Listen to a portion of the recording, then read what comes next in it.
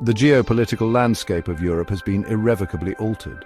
The suspension of US military aid to Ukraine has sent shockwaves across the continent, forcing European leaders to confront a new reality.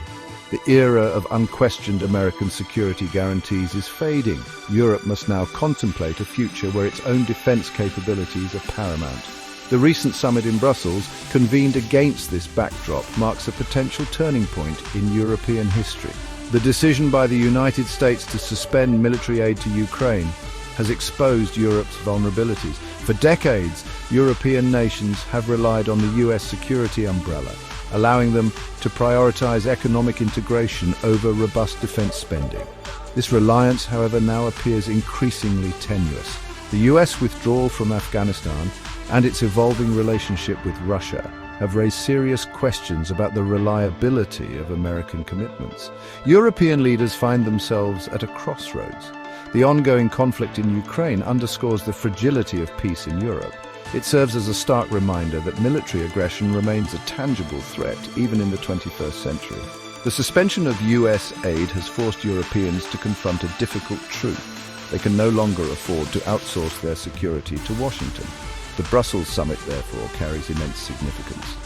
It represents an opportunity for Europe to assert its strategic autonomy and forge a new path in defense policy. The decisions made in Brussels will have far-reaching consequences, shaping the future of European security and the continent's role on the global stage.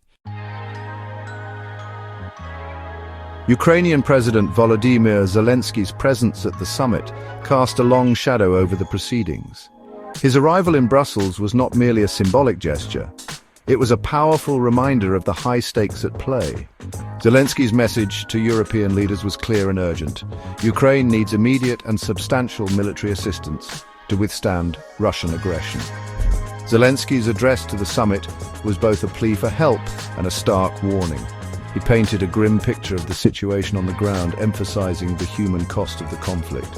He spoke of Ukrainian soldiers fighting bravely against overwhelming odds, of civilians caught in the crossfire, and of a nation struggling to defend its sovereignty. His words served as a stark reminder of the human toll of conflict and the urgency of the situation. The Ukrainian president did not mince words in his assessment of European inaction. He criticized the slow pace of decision-making and the lack of concrete action.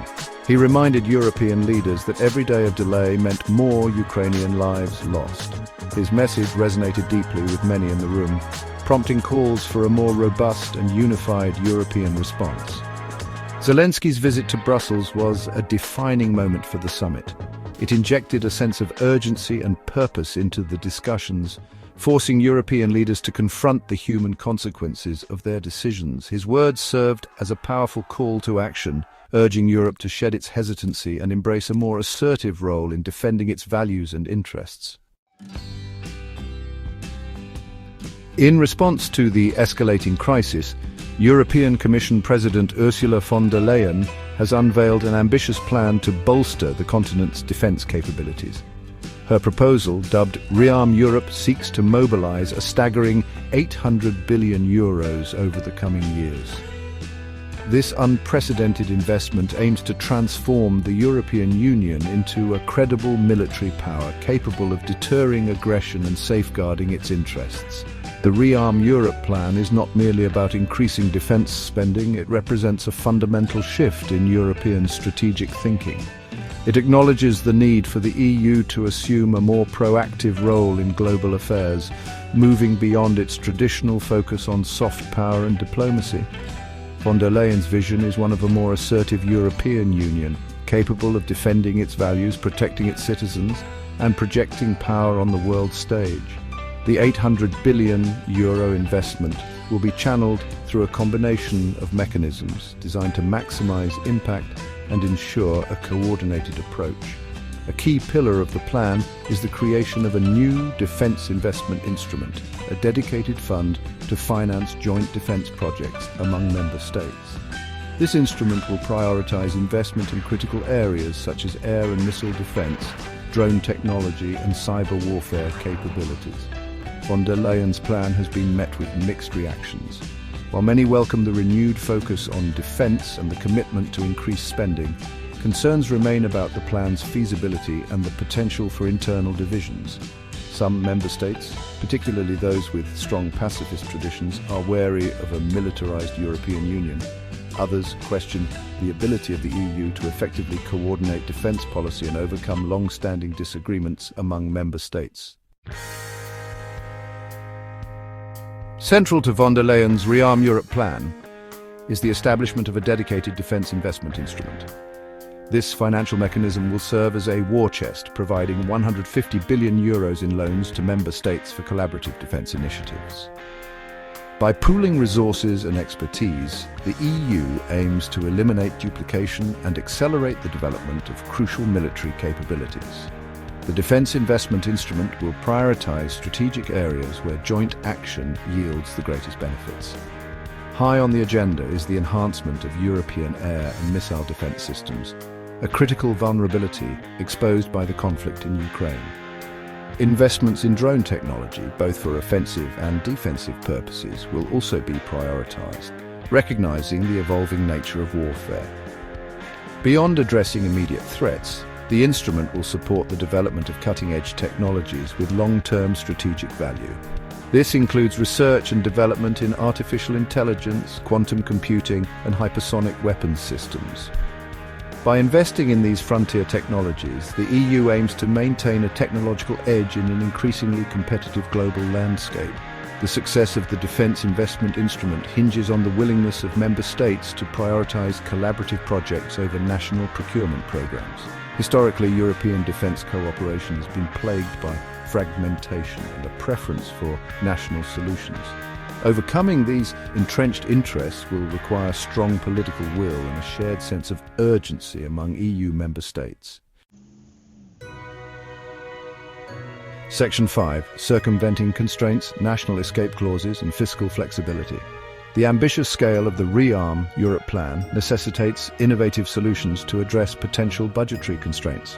Recognizing the limitations imposed by the EU's fiscal rules, von der Leyen has proposed a series of measures to provide member states with greater flexibility in financing defence spending. These measures aim to reconcile the urgent need for increased military investment with the EU's commitment to fiscal responsibility. One key proposal involves the introduction of national escape clauses for defence expenditures. Currently, the EU's Stability and Growth Pact limits government deficits to 3% of GDP and public debt to 60% of GDP. These rules, designed to ensure fiscal discipline, can constrain a country's ability to increase defence spending, particularly during times of crisis. National escape clauses would allow member states to exclude defence spending from these calculations, providing greater leeway to invest in their militaries. The potential impact of these escape clauses is significant. If adopted, they could free up an estimated 650 billion euros over the next 4 years, assuming an average increase in defence spending of 1.5% of GDP across the EU. This influx of funds would provide a much-needed boost to national defence budgets, enabling member states to modernise their armed forces and address critical capability gaps.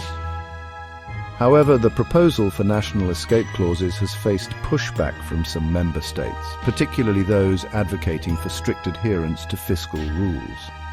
Critics argue that such exemptions could undermine the credibility of the EU's fiscal framework and lead to unsustainable levels of debt. Finding a compromise that balances the need for fiscal prudence with the urgency of bolstering European defence will require careful negotiation and a shared understanding of the stakes involved.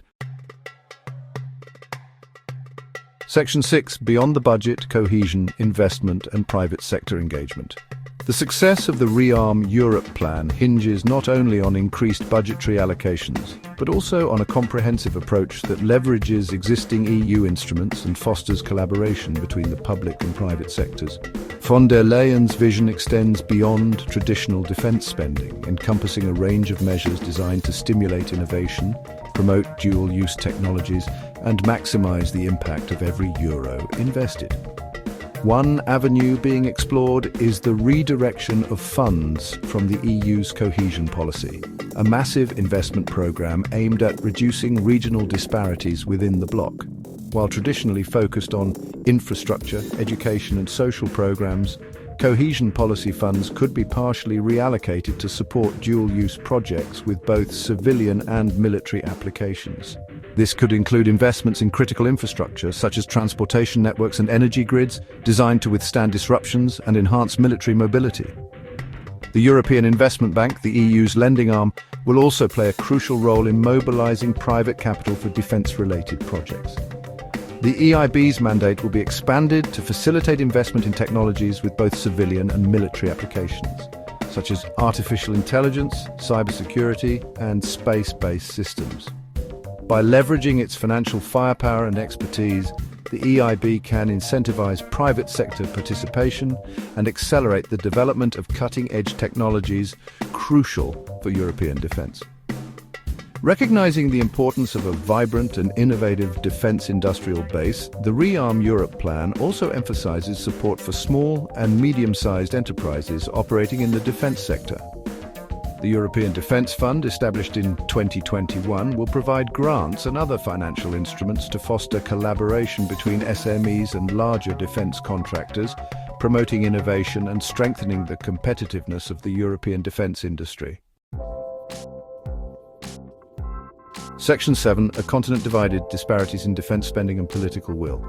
While the ReArm Europe plan has generated significant momentum, its success ultimately hinges on the willingness of EU member states to translate ambitious goals into concrete action. However, deep-seated disparities in defence spending and political will across the bloc pose significant challenges to achieving a truly unified and effective European defence posture. Defence spending as a percentage of GDP varies widely across the EU, reflecting divergent threat perceptions, historical experiences, and budgetary priorities. Some member states, particularly those bordering Russia, have consistently exceeded the NATO target of 2% of GDP on defence, recognizing the immediacy of the threat. Others, however, have lagged behind, prioritizing social spending or maintaining smaller militaries. The reluctance of some member states to significantly increase defence spending stems from a variety of factors. Some harbour deep-seated pacifist traditions, viewing military power with suspicion and prioritising diplomatic solutions. Others, grappling with economic challenges or competing domestic priorities, are hesitant to allocate substantial resources to defence. These differing perspectives present a major obstacle to forging a common European defence policy. Beyond budgetary commitments, political will is paramount to overcoming the historical fragmentation that has plagued European defence cooperation. Member states have often prioritised national procurement programmes, seeking to protect domestic industries and maintain control over their armed forces. This go-it-alone approach has resulted in duplication, inefficiency, and a lack of interoperability between European militaries. Section 8. The Eurobond Dilemma, Fiscal Unity, put to the test. The question of how to finance the ambitious ReArm Europe plan has reignited a long-standing debate within the EU, the issuance of Eurobonds. Proponents view Eurobonds, jointly issued debt instruments backed by all member states, as a powerful tool for mobilizing large-scale funding at favorable interest rates. However, the proposal faces stiff opposition from some member states, highlighting the persistent divisions within the bloc on matters of fiscal unity. Advocates for Eurobonds argue that they offer several advantages in the context of defence spending. Firstly, they would allow the EU to leverage its collective creditworthiness, securing lower borrowing costs compared to individual member states issuing debt independently. This would free up national resources for other priorities while ensuring sufficient funding for crucial defence investments. Secondly, Eurobonds would foster a sense of shared responsibility and solidarity among member states. By pooling their financial resources, EU countries would demonstrate a united front and send a strong signal of their commitment to collective defence. This would strengthen the EU's geopolitical standing and enhance its credibility as a security actor. However, the proposal faces strong opposition from several member states, particularly those with more fiscally conservative governments. Critics argue that Eurobonds would create a moral hazard, encouraging fiscally irresponsible behaviour by some member states, knowing that others would ultimately share the burden of their debts. They fear that Eurobonds would lead to higher debt levels for all member states, regardless of their individual fiscal positions. Section 9. The path forward, navigating challenges, forging a unified response.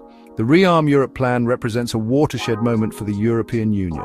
It is a recognition that the continent can no longer rely on external security guarantees and must assume greater responsibility for its own defense. However, translating this ambition into reality will require overcoming significant challenges, including bridging the gap between rhetoric and action, addressing internal divisions, and forging a genuine sense of shared purpose. The success of the Rearm Europe plan hinges on the ability of EU member states to move beyond symbolic gestures and translate their commitments into concrete action. Increased defence spending must be accompanied by tangible improvements in military capabilities, enhanced cooperation, and a willingness to deploy forces in defence of shared interests. The true test of the EU's resolve will lie in its ability to respond decisively and effectively to future crises. Bridging the gap between the EU's high ambitions and the realities of national politics will require deft diplomacy, compromise, and a willingness to address the concerns of all member states. Building consensus on sensitive issues such as burden sharing, military deployments, and the scope of EU military action will be crucial to avoid exacerbating existing divisions. Ultimately, the success of the Rearm Europe plan depends on forging a genuine sense of shared purpose and solidarity among EU member states.